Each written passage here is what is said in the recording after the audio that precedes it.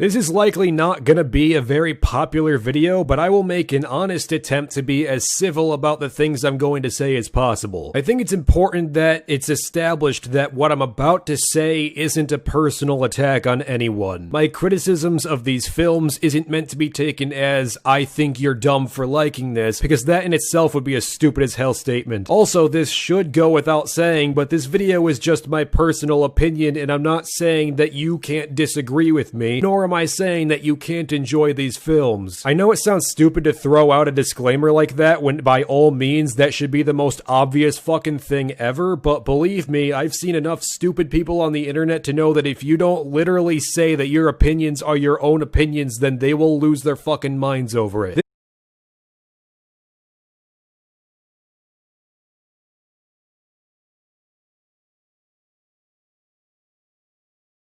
Means that you don't like good movies, or you have no sense of humor and your taste in movies sucks. Marks are they fucking defend this guy? So cry, bitches, get out your Kleenexes. Just because I have a different opinion than you, fuck you, and fuck Kevin Owens too, bitch! I'm sick of this.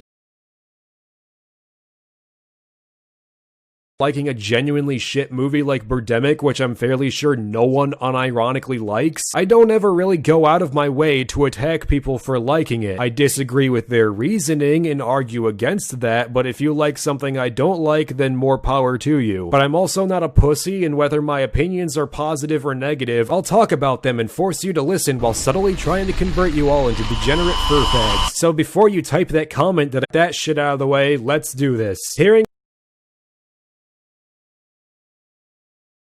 Years ago when I saw the manga, I remember like I read one chapter, put it on hold, and in my tags I wrote, "Another shitty shonen?" ? Alright, there's not much. Perhaps the world's most basic shonen that at times tries and spectacularly fails to be a seinen. With writing and direction so bad that they make Mirai Nikki look competent by comparison, Akame ga Kill can best be described as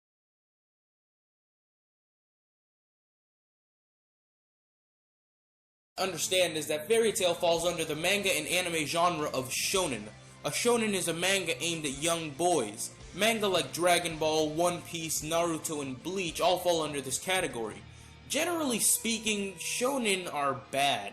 They all follow the same stupid cliches and rarely ever try to do anything different. The character development is stale, if existent at all, the heroes always win, there are often ass-pull explanations to get characters out of certain situations, the romance is absolute trash, the fights while usually are good, can be repetitive, the plot is highly predictable and formulaic and is designed in a way that the story can continue forever, and finally, they are all built upon the foundation of style over substance, where things like plot and development of characters do not matter because things look cool. That can't even accurately portray its source material, which, by the way, is also dog shit. The anime itself was poorly written crap from the very beginning, with various red flags popping up during the course of it that would later become major problems. The story begins with the main character, named Tatsumi, venturing into the Empire's capital to try and make a name for himself and earn money for his village. Now, there's the first problem. The anime is just absolutely horrendous at world building, something we'll talk about later as it also concerns the general direction. But one of the main reasons for this is because it doesn't bother giving any distinct names to most relevant locations. No, I'm not using generic or blanket terms when I say that Tatsumi is going into the Empire's capital. It's legitimately just called the Empire. And his village? It's just called his village, and the accompanying visuals are just as bland. Tatsumi's primary motivation through the entire anime is saving his village, and the series doesn't even try to make the audience care about it at all. Sure, it's not as vital to the overall story as Karakura Town or hell, the Leaf Village, but to stumble on something this simple is indicative.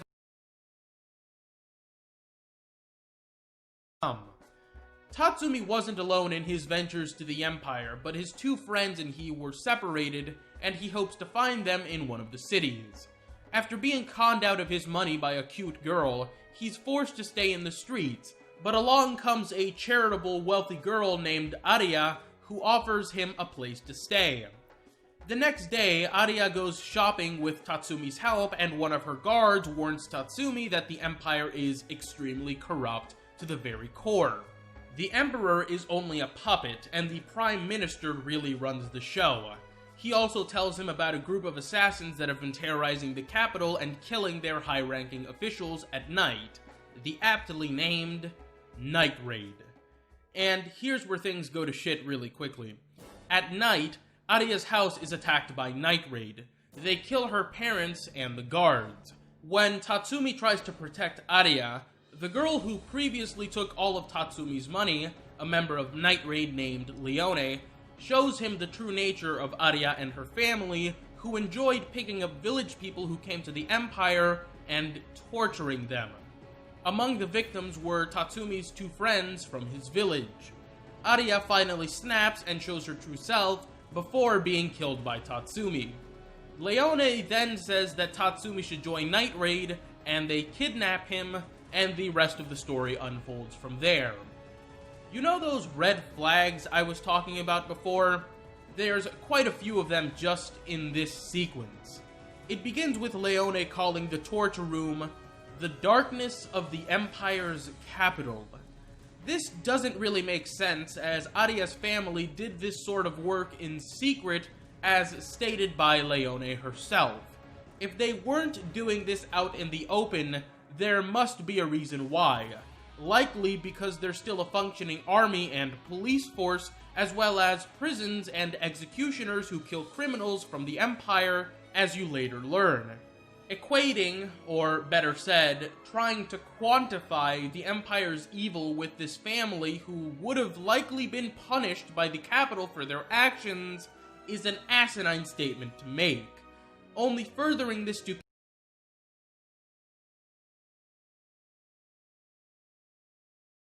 one of her guards warns Tatsumi that the Empire is extremely corrupt to the very core. The Emperor is only a puppet, and the Prime Minister are Ogre of the Imperial Guard and Gamal the oil merchant. And according to the client, Ogre has been accepting bribes from an oil merchant named Gamal. So whenever he manages to get himself into trouble, Ogre finds a way to pin all of the blame on someone else. My fiancé fell victim to with the oil merchant, but I bet you Ogre will be a pain in the ass. Ogre is a demon. He's very skilled with the sword. Even the hitmen are scared of him.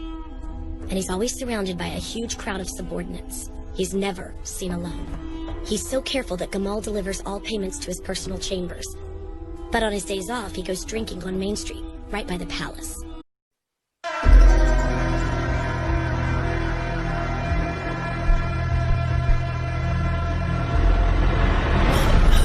Please, don't kill me. No can do, sweetie.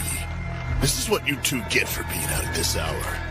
Didn't your parents ever teach you that dangerous men roam the streets at night?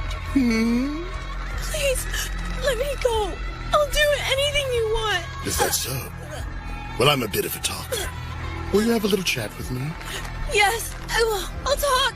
Great. Then tell me, how does it feel to be without a body? What's wrong? Feeling torn? Simply delightful. So what's so terrible about this guy anyway? It's worse than you can imagine. Headhunter Zanku used to be the executioner at the biggest prison in the Empire. The minister orders a lot of decapitations. Over and over, day in and day out. And one by one, Zanku chopped off their heads as they begged for their lives. Over the years, it became an addiction. And eventually killing prisoners wasn't enough anymore, so he took it to the streets. Zanku disappeared shortly after a subjugation force was organized to catch him. I never thought he would turn up in the city. And what are we waiting for? Only furthering this stupidity is the fact that Night Raid killed all the guards, who Leone said were equally guilty as the family because they knew about all this and kept it quiet. As exemplified later on in the story numerous times, the capital doesn't exactly reward people who do good things, as they can just be executed without question or any consequence. With an empire this corrupt, by again Leone's own admission, and the threat of death constantly facing almost everyone, I'm not so sure I'd call the guards just as guilty as the savages who did all this. Bad writing is only made worse here by Hi.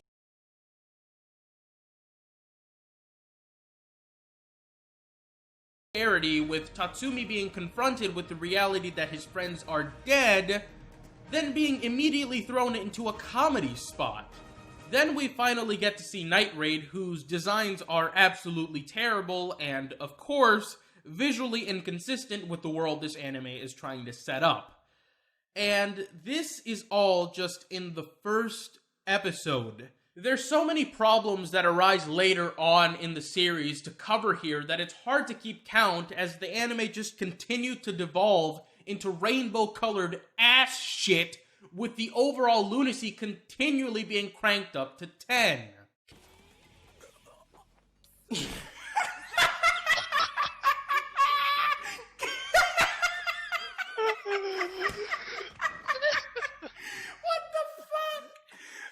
God. Characterization and character development. Oh, well, okay then. What the fuck? So the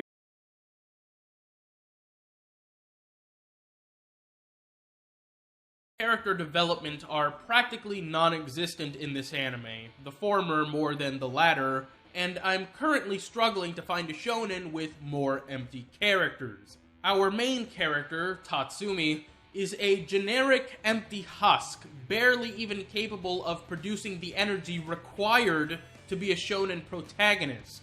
He's got about zero personality of his own, and there's nothing that stands out about him, as his design is also very boring. His motivation is paper thin, as he just comes from the village, and his two friends that were killed are never given any development at all, so it's impossible to care about them, and subsequently, Tatsumi himself. Ignorant and unresearched writing. You could not be more wrong! First,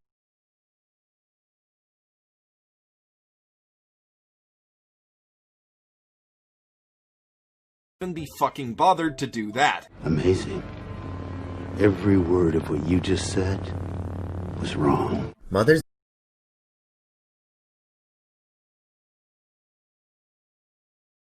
Luke has been annihilated. They have taken what was once the main character of the series, a character who had 3 movies to evolve, to go through a journey that changed him as a person, to struggle time and time again through a series of trials and errors. He found a way to rise up and become the hero he needed to be. His journey wasn't perfect. None of these movies are free of criticism. He was incredibly bland in the first film, and he was a far cry from some of the more memorable heroes in film or literature. But he was still a likable and fun character. We had an entire trilogy to see him evolve from a farm boy in the desert to a full-fledged Jedi Knight. That journey is unforgettable. It's something that'll stick around, impact on my life, and Luke has always been one of my favorite characters in anything ever. He's not perfect, and that's fine. That's great. I don't want him to be perfect. His journey works because he experienced loss. He went through trials and errors and a meaningful character arc. He was the hero of the story, and they totally obliterated. Luke lost friends and family. He lost his hand. He was broken when Vader revealed himself to be his father. Rey, the subject of this article. See, describing Luke from the original trilogy as a glorified Boy Scout is ridiculously reductive and patronising towards both the character and the reader, which is pretty much what you'd expect from modern clickbait journalism, so whatever. The reality is that Luke is a classic example of the reluctant hero who gets swept off on a journey. A hero's journey, if you will. No way!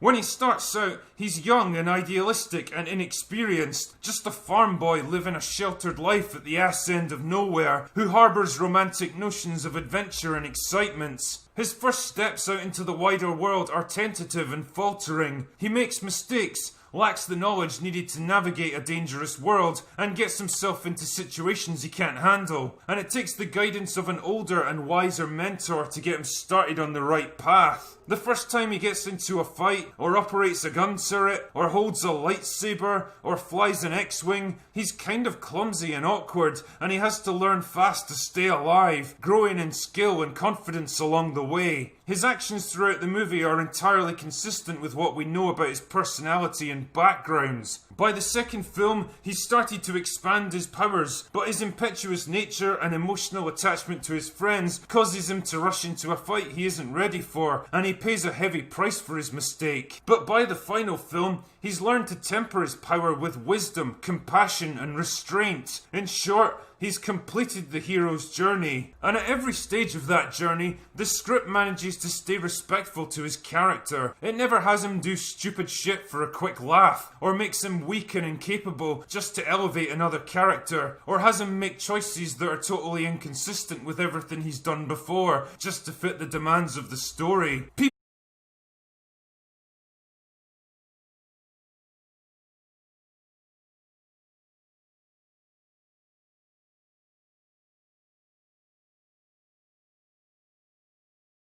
Tatsumi himself.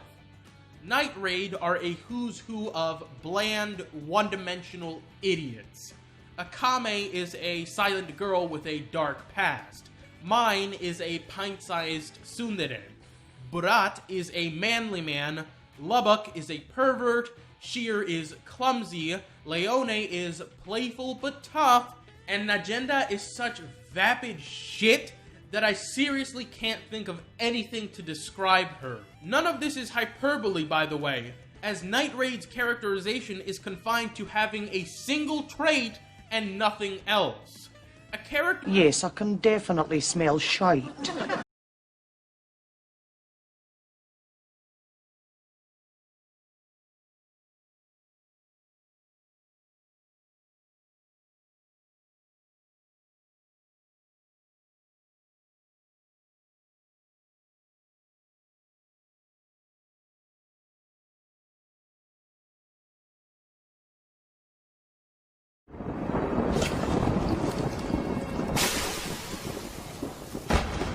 I was surprisingly calm.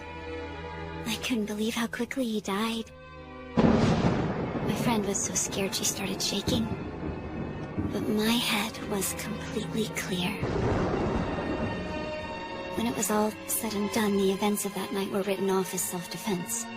But I never heard from my friend again after that. And then— a few days later, the man's friends came to get revenge. They told me they'd killed my parents, and they were going to kill me next. Despite all the awful things they said, I was incredibly relaxed.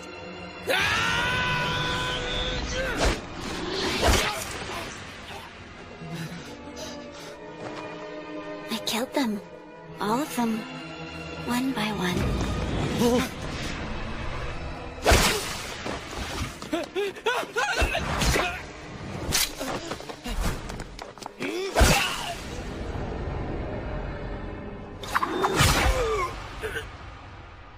That was the moment I realized what I must do. I'm good at this. At killing. Maybe because I'm a little crazy. If I kill bad people, I can make the world a better place.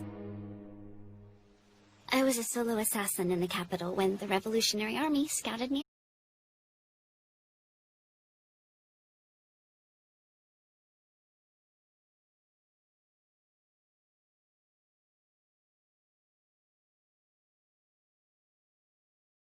A character named Susanoo is introduced later on, who joins Night Raid, and his standout quality is that he's good at cooking and cleaning. Another character named Chelsea joins the mix later on, and she, with her incredible personality and development, pretty much cement the fact that it's easier to tell the female characters apart by hair color rather than names because they're so worthless. At some point, the anime has the bright idea— Oh my god.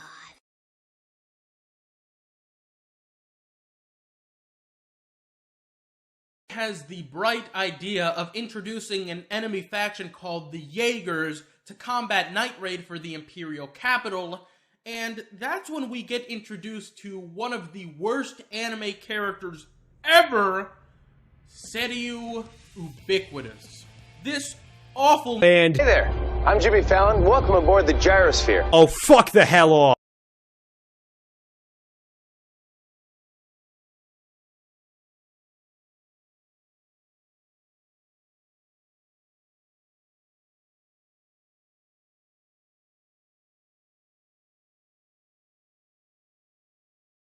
Tomb is supposed to be a play on justice everywhere, or justice will be dealt everywhere.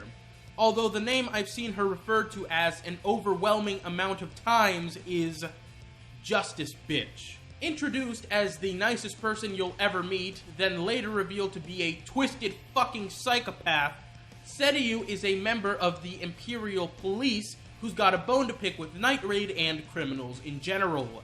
The reason the character is so shit and generally doesn't work is simply because she's insane.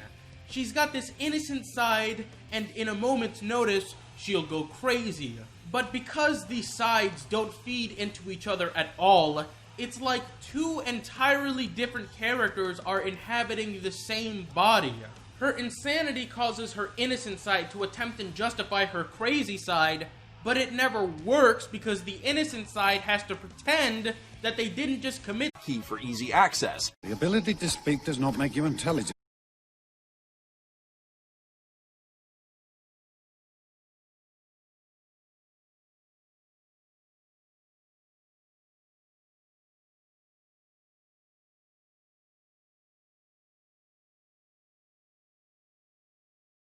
For everything, huh? Of course, that is why I do this. For the good of the cosmos. For creation! Are you seriously crying? I am! Duh, like a bitch. Pretend that they didn't just commit some horrid crime.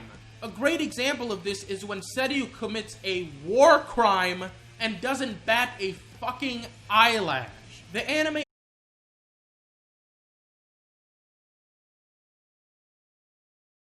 stupidity is the fact that Night Raid killed all the guards, who Leone said were equally guilty as the family because they knew about all this and kept it quiet.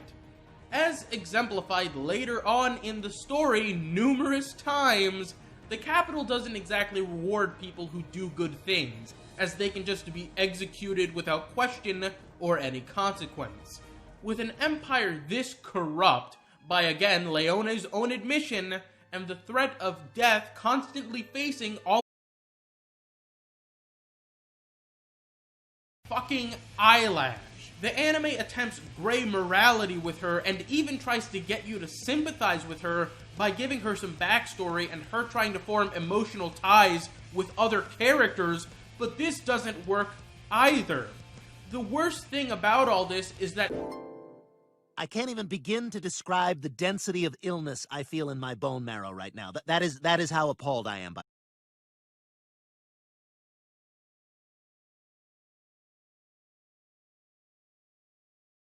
The worst thing about all this is that towards the end, the anime seems to realize what an awful character she is and has another character verbally call out all her flaws, to which she replies with calling it nonsense and doesn't even go into any You're a basic bitch. Second,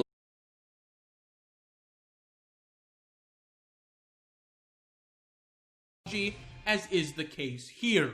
I was so caught up with Seiryu that I forgot the rest of the Jaegers, who are all garbage. While most of them are just irrelevant characters almost not worth mentioning, such as Balls, that's spelled B-O-L-S, not B-A-L-L-S, and another character named Wave, who is even flatter than Tatsumi, it's Jaeger Captain Esdeath.